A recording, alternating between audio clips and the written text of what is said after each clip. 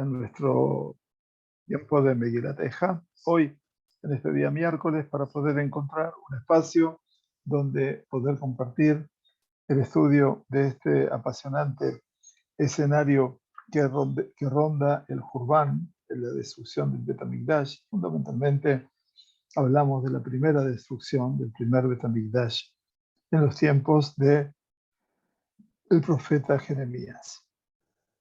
Hemos llegado a la quinta y última quina, la quina Hamishit, que aquí obviamente tenemos tres partes bien notorias. La primera de ellas, los 10 primeros pesukim, que hablan acerca de todo lo que es la esclavitud, el hambre, el exilio, la pérdida de la capacidad de libertad.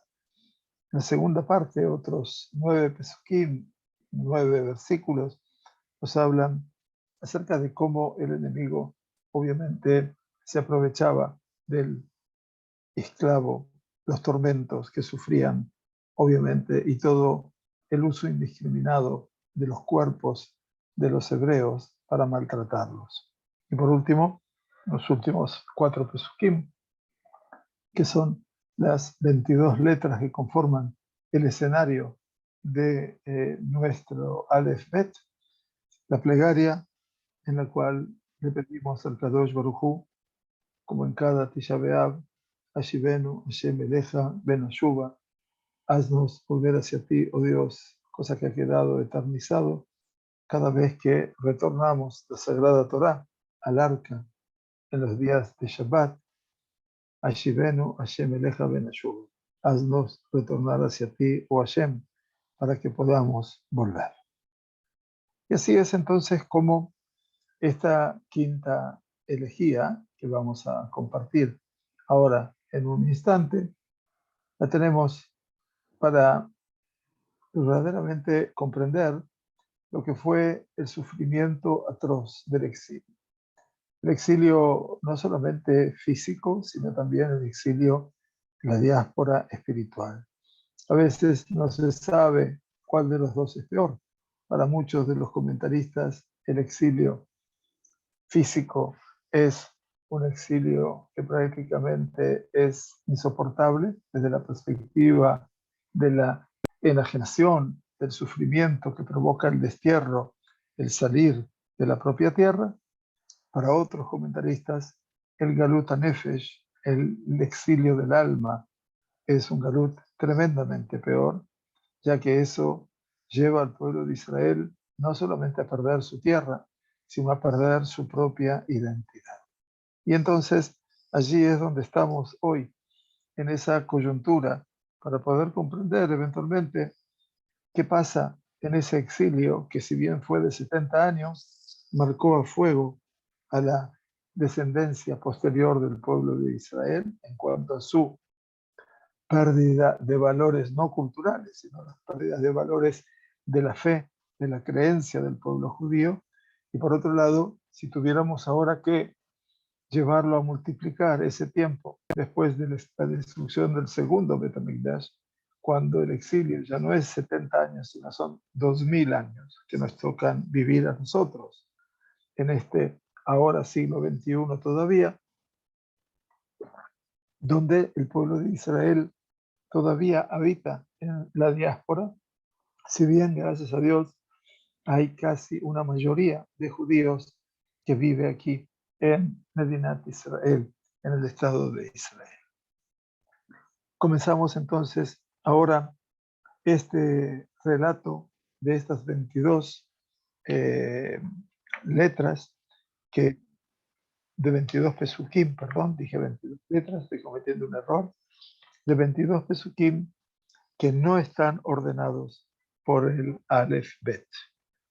O sea, tiene 22 versículos como el primer canto de duelo, el segundo y el cuarto. Nada más que el primero, el segundo y el cuarto capítulo, cuarto canto de duelo también, están ordenados de acuerdo al Aleph Bet. Ahora, estos pesukim en esta elegía están ordenados en dos grupos. O sea, vamos a ver lo que dice el comienzo de esta quinto capítulo. Nos dice con un canto de dolor en hebreo, Zechor Hashem me'ayalanu, Havita ur'e et jerpaten. Acuérdate, oh Señor, de lo que nos ha sucedido. Mira y ve nuestro oprobio, nuestra vergüenza. Lo primero es el pedido al Todopoderoso, como ya relatando el escenario posterior, el escenario de lo que pasó.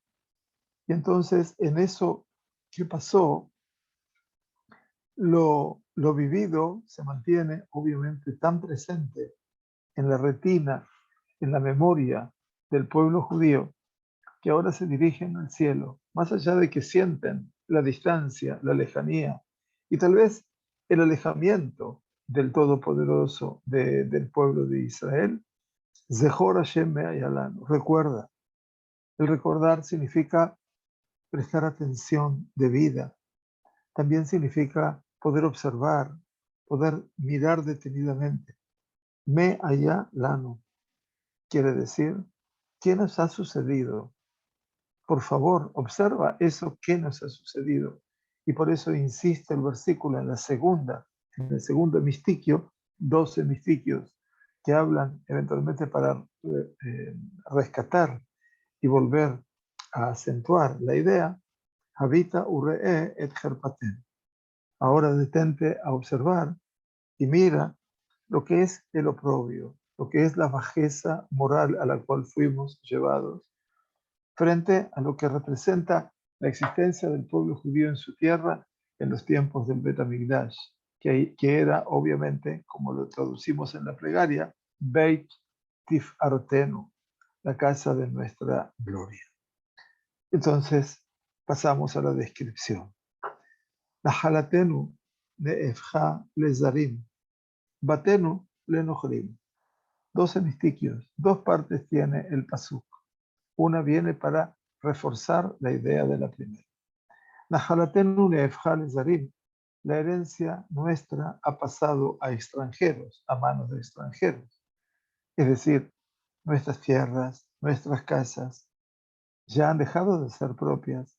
El exilio llevó a que el extranjero viniese a ocupar ese lugar, pero fundamentalmente aquí la referencia indirecta o directa es a aquellos que ahora vinieron a ocupar el lugar de los habitantes de Yehudá, o sea, aquellos que trajo el rey de Babilonia para asentar en el territorio de Yehudá.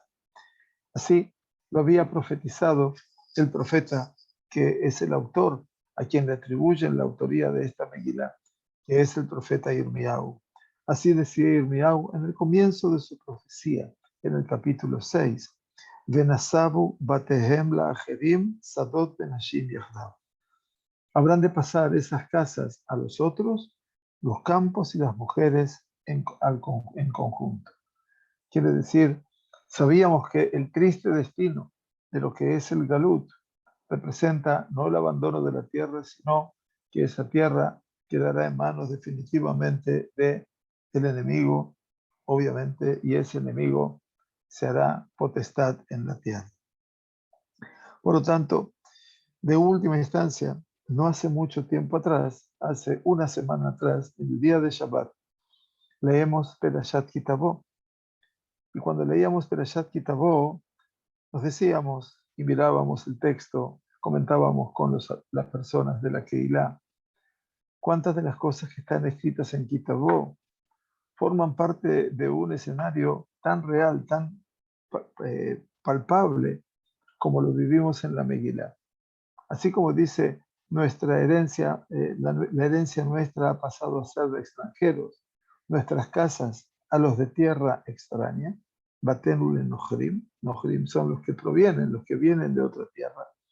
Perashat Kitabó, nos decía Moshe Rabbeinu, cuando hablaba de las maldiciones, ¿no? Aleno, dice, Beaita ach ashuk begazul kol yamim be'em Moshiach.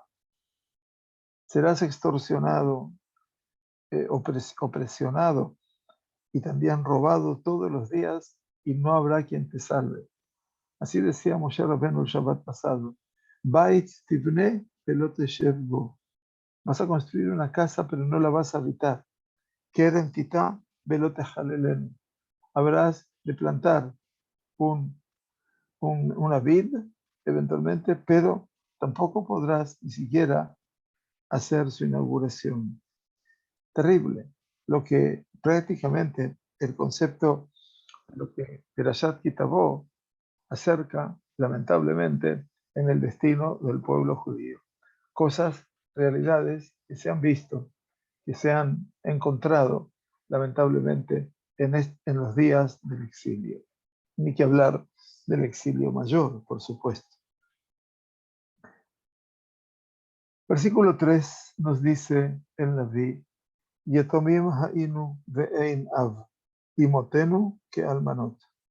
Hemos venido a ser huérfanos, sin padre. Nuestras madres son como viudas. Un detalle y un relato realmente cada vez más conmovedor. Yetomim ha'inu ve'ein av quiere decir, hemos venido a ser huérfanos y sin padre. Estamos hablando aquí, obviamente, de lo que representó la guerra, la muerte por el sitio Jerusalén y fundamentalmente lo que quedó desmantelado en el escenario del pueblo judío, que es que la familia de Am Israel, que era su fortaleza, fue y es su fortaleza permanente, se desbarató completamente en manos de los babilonios. Y por lo tanto, las madres dicen son como almanot. ¿Qué significa como almanot? O son viudas o no son viudas. El hecho de ser como viudas representa un concepto que aquellos que fueron tomados cautivos, las mujeres en particular, no sabían ya si sus maridos vivían o no vivían. Y por lo tanto, estaban viviendo una viudez en vida, al menut haim. Así lo hemos escuchado, lo hemos aprendido, obviamente. De una u otra manera, estamos hablando de todo lo que es la impronta del exilio y de la destrucción. Más aún, el versículo 4 nos dice, Memenu bekesef shatinu, aetzenu bimchir yabou. Versículos cortos, con esta dinámica de acentuar cada uno al otro en los dos hemistiquios. Nuestras aguas las bebemos por dinero, hay que pagar por ellas. Nuestra leña la hemos de adquirir a precio. Estamos hablando aquí de lo que el pueblo de Israel ahora ha perdido la soberanía sobre la tierra. Como dijeron en el versículo 2, la herencia nuestra ha pasado a extranjeros. Entonces las aguas ya no nos pertenecen.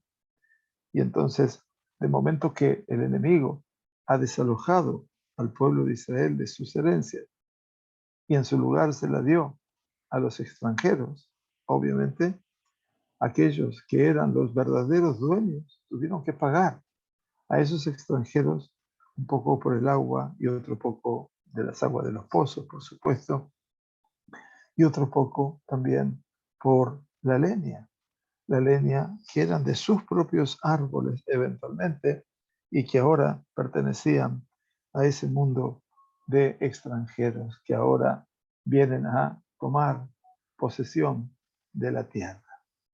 Y esto es la descripción básica. Y ahora entonces vamos a ver la otra descripción, no solamente la dependencia o prácticamente la dependencia permanente de manos del enemigo. Alzaparenu nirdafnu, con el yugo, versículo 5, sobre nuestras cervices somos urgidos, fuimos perseguidos, quiere decir, somos urgidos, ese sentido de la persecución, con el yugo sobre nuestras cervices, como camina el animal que a veces tiene su yugo y que no le permite levantar cabeza y simplemente su cabeza siempre está agacha. Alzaparenu nirdafnu y aganu velo unahlan. Y el relato, cansados estamos, extenuados, diría yo, estamos, mas no hay descanso para nosotros. ¿Qué significa? Por un lado, lo que representa el yugo sobre los cuellos. Y eso representa la esclavitud, es el símbolo patente de la esclavitud. Sí, nos lo dijo también Perashat Kitabo.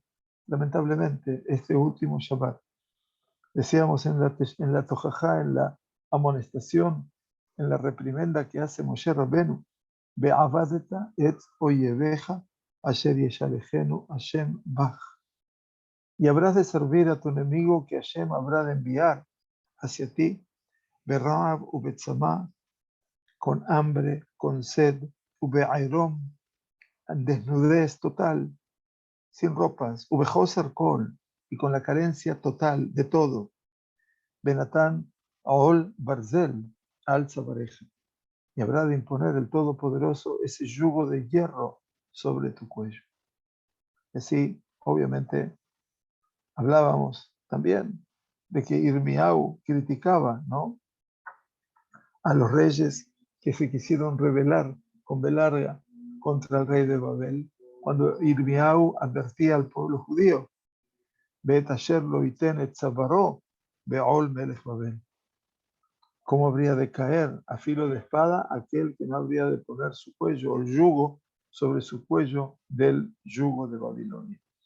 En última instancia, obviamente, ya prácticamente el pueblo de Israel no encuentra descanso, dice. No hay descanso para nosotros. No hay menujá. Rashi explica, no hay menujá por el excesivo trabajo. Abodá kashá, como lo fue el tiempo de la tarea en Egipto. Entonces, aún así todo, el pueblo de Israel hace una descripción real, concreta, dolorosa, de todo lo que representa el escenario de esclavitud, lamentablemente. Versículo 6. Mitzrayim natanu yad, Ashur lisbo'a lachem. Acá vienen las transgresiones políticas. A los egipcios, volvemos en el escenario. Los egipcios siempre están, de una u otra manera, marcando un tiempo en la vida de Israel. A los egipcios hemos extendido la mano. ¿Qué quiere decir natanu yad? Le dimos la mano a Egipto pidiéndole que nos ayude. Y también, ¿qué más? A los de Ashur, también, para saciarnos de pan. Ashur significa Asiria. No olviden ustedes que estamos hablando de una Asiria que en última instancia había sido el imperio bajo el mandato de Sanjerib, que habían exiliado a las 10 tribus. Y así todo, los juegos políticos eventualmente traen aquí y allá toda una lectura realmente compleja de cómo el pueblo reconoce ahora esos caminos que no sirvieron para nada. También, obviamente, ni Egipto ni Asiria nos salvaron. Rashi explica en el lugar, dice, Derech Adam, dice Rashi, Nofel, Berrotzel Amot. Por lo general, dice, ocurre que la persona que cae se quiere levantar. Entonces extiende su mano a quien está al lado de él para pedir ayuda. Así como esa persona que se cayó y pide ayuda a quien está al lado de nosotros también, dice Rashi. Dice el pueblo, pedimos ayuda a los que estaban al lado, a Egipto y a Asiria.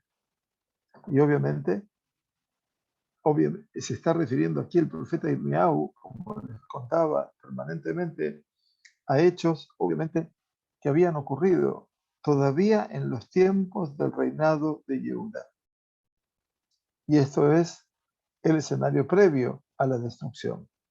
Pero hay también otros comentaristas que sostienen que la intención son todos los hechos y sucesos de lo que pasó con She'erit Apletá. She'erit Apletá son los judíos que sobrevivieron a la hecatombe y que permanecieron después de la destrucción, que muchos decidieron exiliarse en Egipto y muchos tal vez se fueron para Asiria. Eligieron el autoexilio, no el provocado por Babilonia, sino el elegir irse a Egipto o también a Asiria.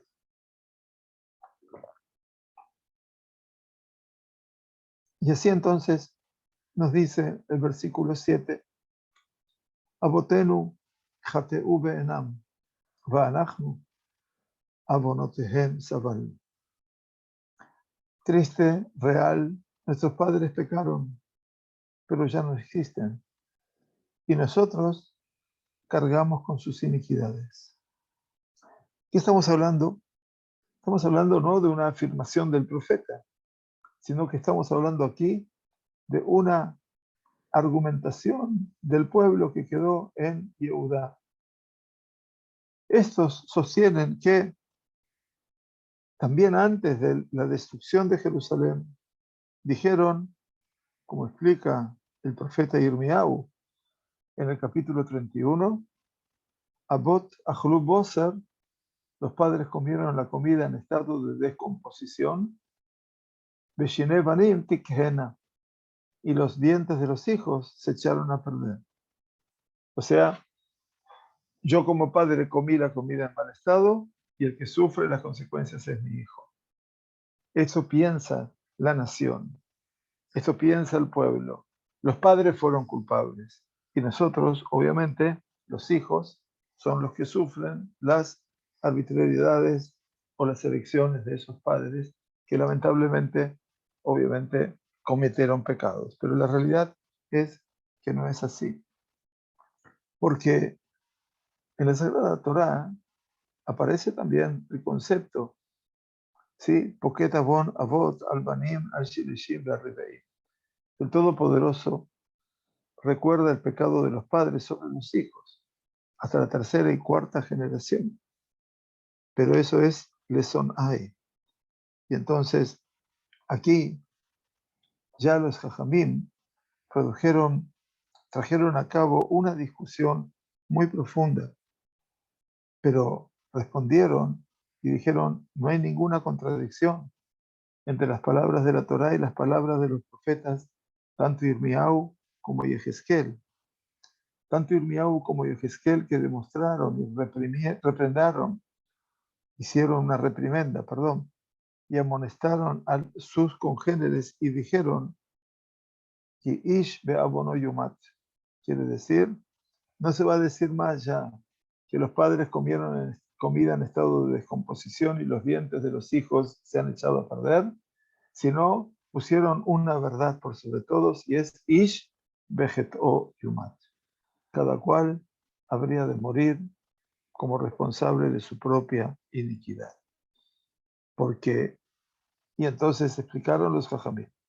¿Y por qué dice que Hashem recuerda la iniquidad de los padres sobre los hijos hasta la tercera y cuarta generación? Explicaron los sabios, dice sí, Hashem recuerda la iniquidad sobre los hijos, pero en una condición, dice la Gemara de Sanedrin, Rak keshe ohazim maase abotehem beyedeh. Solamente recuerda la maldad de los padres sobre los hijos en caso de que los hijos queden aferrados a la maldad de sus padres. Entonces, en ese caso sí. Entonces, dice la Gemara, Nifrain me'em abonotehem ve abon abotehem. Y entonces dice Rashi allí en la Gemara de Sanedrín que entonces Akadosh Baruj Hu se cobra la deuda por parte de la transgresión de los hijos y también la transgresión de los padres. Obviamente, la pregunta es, usted se hace la pregunta, ¿y cuál es la transgresión de la cual estamos hablando? ¿Cuál es aquella tan grave que el Kadosh Baruj Hu no ha de perdonar? Por supuesto, es el pecado de la Abodá Zará. Dice Radak, Rabbi David Kimchi, obviamente en su comentario a Irmiyahu, y por eso dice el pecado de la idolatría es un pecado irremediable y por lo tanto en este caso Ish Ba'avono Yamut. Dice en la mayor parte de las transgresiones cada uno habría de morir por su transgresión, pero la Abodá Zará es un mal endémico que abarca a todas las generaciones, lamentablemente. Ahora bien, ese sería el primer concepto. Un segundo concepto, nuestros padres pecaron y ellos ya no existen, y nosotros cargamos con sus iniquidades. La lectura que trae el Abarbanel en Mahayanot Yeshua es que tal vez la intención del escrito este en la Megilá fue dicho como una queja abierta, diciendo los padres, quiere decir los conductores que estuvieron liderando al pueblo. ellos fueron la causa, los causantes del Qurban, de la destrucción, a partir de sus acciones realmente reprobables y negativas. Y ellos mismos son los que murieron a través de la espada del enemigo. Y sus familias, que quedaron en posterioridades a ellos, sufrieron de todos los isurim, sufrieron de todos los tormentos y de todos los dolores. Bueno, es una alternativa también que nos ofrece la Megilá para atender todo lo que es el mal generacional. Dice el versículo 8, Abadim Mashelubanu, Porek en Miyadam. Esclavos nos señorean, gobiernan sobre nosotros los esclavos. Porek en Miyadam. No hay quien nos libre de su mano. Así es la realidad. Abadim Mashelubanu. ¿Cómo se entiende esto que los esclavos nos gobiernan? Bueno, porque todos los caldeos eran más que esclavos de un monarca. El rey de Babilonia, como el rey de Persia ulteriormente, eran considerados como semidioses, cuando no dioses. Entonces, en última instancia, todos los que eran su población estaban sometidos a ellos bajo esa realidad. Y entonces, por un lado serían, ok, Abadim, Mashluban, los esclavos nos señorean. Pero también puede decir que los caldeos estaban en un plano mucho menor, de mucho menor impacto. Y sin embargo ellos gobernaban sobre Yehuda. En este caso, tal vez se podrían referir, habla el profeta Obadiah, también uno de los profetas menores, obviamente, que tiene un solo capítulo en su profecía, que habla de que el Goy Nahut es un pueblo disminuido el que gobierna sobre Yehuda. Y entonces así también dijo el rey Shlomo en su libro de Mishlei, Tajat Shalosh Ragza Eretz, Tajat Evet Ki Imloch. A causa de tres cosas la tierra se estremeció. Y dice Shlomo Amelech, una de ellas es Tajat Evet Ki Imloch, a causa de un esclavo cuando él sea rey. Terrible, ¿no? Pero aquí está que el Porek en Miyadam. Porek quiere decir no hay quien nos libre, dice aquí, nos libre de su mano. La palabra Porek, eventualmente, es una palabra muy interesante en el hebreo, por supuesto, estamos hablando, que se escribe de esta manera, Porek, podemos poner una vav para que quede más clara, Porek. Pero el concepto de Porek es, como dice aquí, quien nos libre de su mano. La palabra Porek les va a resultar muy conocida, porque Porek está compartiendo cuando una persona tiene que escuchar y escucha el Kadish en la plegaria o tiene que decir Kadish, dice Beyatzmach Purkané, quiere decir que florezca Purkané. El Purkan viene de la palabra Porek. El Purkan quiere decir la salvación. Y por eso entonces aquí habla que no hay nadie que los pueda liberar de la mano de ese enemigo que es un esclavo eventualmente que ahora está gobernando. Y así entonces avanza el autor de la Megilá, el profeta, y nos dice, Benafshenu Navi Lachmenu, de Bamidbar, con peligro de extinción de extinción de nuestras vidas, conseguimos nuestro pan a causa de la espada del desierto. ¿Qué significa esto? Con Benafshenu Navi Lachmenu, una expresión Shemevi Lachmo Benafsho, quiere decir que trae su pan con lo que es su vida. La vida, prácticamente el pan le cuesta la vida. O sea que con el peligro de perder la vida, nosotros traemos el alimento a nuestros hogares. Así podemos entender, como dice el libro de Divrei Amim, Ki benafshotam, porque con sus vidas, quiere decir con el riesgo de sus vidas, trajeron. Escribió aquí en este Perush Rabbi Abraham Ibn Ezra diciendo, Y si no nos habremos de poner en peligro para traer el pan, moriríamos de hambre. O sea que en última instancia habría que elegir una muerte más leve. Mi penejere va mitbar. ¿Por qué? A causa de la espada del desierto. Este es el tema. El tema es la espada del desierto. Significa la espada del desierto, la espada de los enemigos, que también eran los ladrones que estaban acechando permanentemente en los desiertos. O sea, ¿qué es lo que aprendemos de todo este cuadro dramático?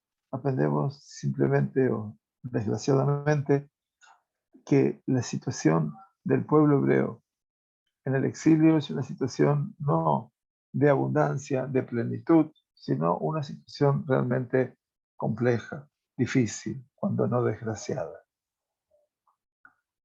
Así entonces el versículo 10 nos lleva a través de este relato a una realidad más. Orenu ketanur nihmaru, mipenezal afot ra'ab. Nuestra piel abrasa como un horno a causa de la fiebre producida por el hambre. Aquí se está hablando, el Naví habla al pueblo de una realidad que no la puede ya modificar. Una realidad que forma parte ahora de sus días. La piel, dice Orenu, quiere decir la piel, aquello que se expone en el cuerpo, empezaron a hervir como un horno y se secaron y prácticamente de tanto calor, de su exposición al sol, en el trabajo al sol. También hay quienes dicen se oscurecieron por estar expuestos al sol.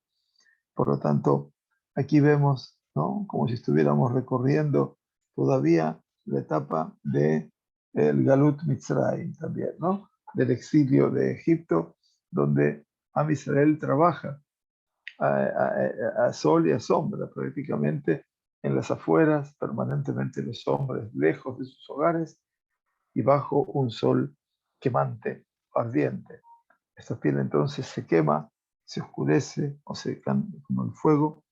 Mi presa la fotra quiere decir, Zalafotra significa aquí todo lo que es, como bien dice, a causa de la fiebre producida por el hambre. Hablan los comentaristas y dicen el kadaja, la enfermedad entonces que produce la carencia del pan, la carencia del hambre, la carencia del agua y que lleva obviamente a una fiebre mortal, ¿no? Se llama kadaja tarraab, eventualmente, es la fiebre del hambre y que es una fiebre que no deseamos para nadie, obviamente, pero que eso formaba parte del sufrimiento, como estábamos diciendo, del pueblo de Israel en su exilio. Un sufrimiento realmente mayor, dramático, triste, complejo y doloroso. Pero claro, el dolor no termina en este punto. La problemática no termina en este punto. Aquí el escenario es mucho más fuerte todavía, porque llegamos a Nashim Betzion Ainu Betulot Beare Yehuda. Violaron a las mujeres en Zion, a las doncellas en la ciudad de Yehuda. Aquí, obviamente, ya entramos a poder ver lo que representa el enemigo. La violación de mujeres casadas se refiere a las doncellas, que son las mujeres solteras, las doncellas todavía no habían conocido hombre. Sin embargo, todo el escenario del exilio y de la vida en Yehudá ya era un dejar hacer. El enemigo se imponía por doquier. Y por lo tanto también las mujeres sufrieron el avatar de lo que representó el Jurbán y la esclavitud. Más aún, nos dice la Megilá, Sarim beyadam nitelu, peneze kenim lo nedaru. Los príncipes fueron colgados de las manos. El rostro de los ancianos, Penez de Kenim, y no fue respetada la faz de los ancianos, como ven aquí. Esto era otro de los escenarios también dramáticos por parte del enemigo, como el enemigo no respetaba, al contrario, pasó por alto hasta prácticamente dejar humillar al pueblo hebreo. Sarim Beyadam quiere decir los torturadores fueron colgados de las manos por los Sarim, así como los que fueron castigados por los romanos posteriormente a través de la crucifixión. Aquí el castigo estaba que los hombres, los Sarim, eran colgados de sus manos. Ustedes imaginan cuánto puede durar un cuerpo colgado de la mano en pleno día. Y ese es el trato que se les daba. Por supuesto, dice, y no fue respetada la faz de los ancianos. Penez de Kenim Lone de Daru. A veces el trato al anciano debería haber sido diferencial por parte del enemigo. Por lo tanto, dice la Torá Sagrada, cuando habla de la ancianidad, precisamente en Perashat Kedoshim, nos dice en Vaikra, Behadarta Penez Zaken, habrás de glorificar, ensalzar el rostro del anciano. Pero claro, estamos ante una realidad que forma parte del mismo escenario con la proximidad de Perashat Kitabó. No me puedo alejar de ella. ¿Qué leímos el Shabbat pasado en esta sexta aliyá, en la cual yo subí en el Bet Knesset, en esa aliyá, para que nadie tenga que escuchar esas clalot, que las podamos sobrellevar a partir de quienes somos responsables a veces por el andar de una comunidad? Nos dice allí Moshe Rabenu en Perashat Kitabó, Goy az panim asher lo isa fanim lazaken. ¿Sabes quién te va a conquistar? Una nación az panim, osada, atrevida, que no habrá de lejaber, no habrá de honrar al anciano. Y esto es obviamente desgraciado, triste, real. Así fue eventualmente todo el escenario que nos cupo vivir en la época de la destrucción. Vamos al versículo 13, avanzando ya. Bajurim tejón nasau, uneharim baetz kashan. A los mancebos cargaban con el molino. Ahora vamos a ver de qué se trata. Cargaban con el molino. Y los muchachos, quiere decir los más jóvenes, caían bajo la carga de la leña. O sea que no tenían fuerza para sobrellevar. ¿Qué significa que los mancebos? ¿Qué significa que los mancebos cargaban con el molino? Dice, Bajurim Tejón Nasau. La tarea de los jóvenes, los Bajurim, aquellos que están en el proceso después de los 18 años, tenían que cargar con ellos Abne Tejaná, las piedras del molino. Acuérdense cómo se utilizaba entonces la piedra del molino para poder moler, ¿no? La harina, por ejemplo. Esas piedras de molino, Abner Rehaim, como se conocen, las cargaban ellos. Pero claro, ¿qué dice él? Los muchachos caían bajo la carga de la leña. Pero obviamente era imposible, porque la fuerza de ellos ya no era tal y no podían ni siquiera cargar los árboles. Así fue como, obviamente, los enemigos trataron de dar por tierra con la realidad del pueblo judío. Llevarlos hasta que la gente, ¿no? Como dice Moshe Rabenu, habrás de enloquecer por tu vida. Quiere decir que no puedo comprender qué más puede pasar conmigo. El versículo 14 nos lleva a entender una realidad también que vivían no solamente los jóvenes, sino los ancianos. Zekenim, Mishar Shabbatu, Bajurim y Neginatam. Los ancianos han abandonado la puerta de la ciudad, el Sha'ar. la puerta de la ciudad que representaba el establecimiento de la justicia en la época bíblica. Y los jóvenes han dejado sus instrumentos de música. Muy interesante.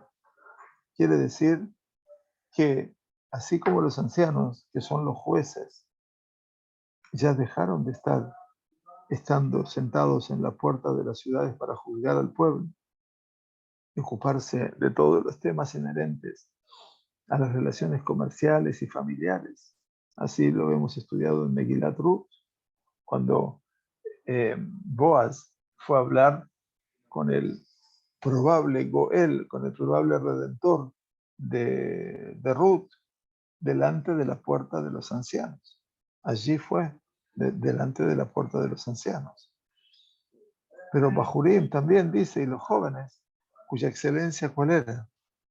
Era la melodía, las canciones, la música.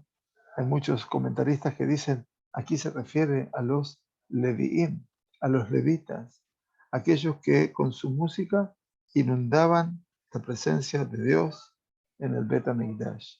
Sus músicas, entonces, también todo eso lo ven no solo como una nostalgia, como un pasado vívido, sino que ahora lo lamentan. Tanto se ha perdido. No es tan solo el exilio, la destrucción de la piedra y la madera por el Bet HaMikdash. Se han perdido las vivencias, la realidad existencial más vívida de un pueblo, que es el poder ser un pueblo que domine en su propia nación, que se domine a sí mismo y que pueda generar una, un camino a su existencia. Nos dice entonces el versículo 15, Shabbat mesos libenu, neepach le'evel mejolenu. La palabra Shabbat no es el día sábado, el verbo lishbot también. Kibó Shabbat mikol melachto asher bara Elohim la'asot. Así decimos, ¿no es cierto? En el Kiddush, Kibó Shabbat, estamos hablando no solamente que el día de Shabbat, sino que Dios cesó. Y por eso dice aquí, ha cesado mesos liben. Han terminado nuestras alegrías. Así lo reclaman prácticamente y lo vive el pueblo judío. Han terminado, han cesado nuestras alegrías. Rabbi Abraham Ibn Ezra explicó qué significa terminar nuestras alegrías. Dice él, han terminado de ofrecerse los korbanot en el santuario de Jerusalén, porque los korbanot era, como lo define el profeta Yehezkel, mesos tifartam, el regocijo de su gloria.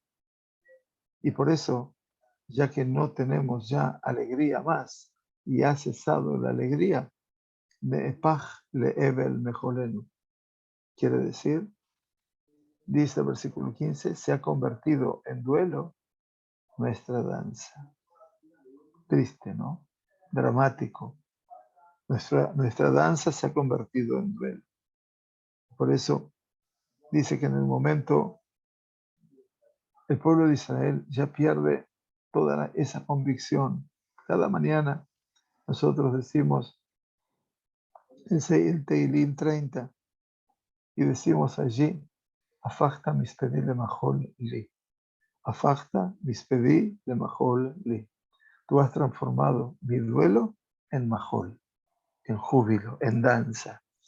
A Kadosh Baruj Hu le agradecemos cada día. Como aquí, obviamente, el profeta nos está narrando una realidad muy dramática que nos deja prácticamente en la antesala del final de la Megilá, que se repite el último versículo, el anteúltimo versículo, pero que esto lo vamos a dejar. Bezrat Hashem, ven que es el Azor entre Rosh Hashanah y Yom Kippurim. La próxima semana, con favor de Dios, volveremos a estudiar y a finalizar ya como resumen final de toda la Megilá. Mientras tanto, agradecerles infinitamente que estén con nosotros en esta gran cantidad. Gracias por hacerse tiempo, gracias por ayudarnos a crecer como Bet Midrash y desearles ante todo y por sobre todo Shana Tová o Metuká un año bueno, un año dulce, un año pleno, que tengamos la posibilidad siempre de poder iniciar un tiempo en el cual podamos necesariamente y verdaderamente poder cambiar todos aquellos aspectos que necesitamos cambiar, pero por sobre todas las cosas, afirmar lo bueno que hacemos. Porque no todo lo que hacemos es malo. Al contrario, hacemos muchas cosas buenas, pero que podamos afirmarlo, como decimos a Kadosh Baruj Hu, Vihi Noam Hashem Elokeinu Alenu. Que sea la gracia, lo agradable, lo dulce de Hashem sobre nosotros, sea Adenu, condená Alenu, afirmando la obra de nuestras manos. Por lo tanto, le pedimos a Kadosh Baruj Hu que esa obra sea la que afirme. Muchas gracias por estar con nosotros. Shavua Tov, mientras tanto, Shabbat Shalom para dentro de pocas horas, el último Shabbat del año, y fundamentalmente Shana Tova Umet.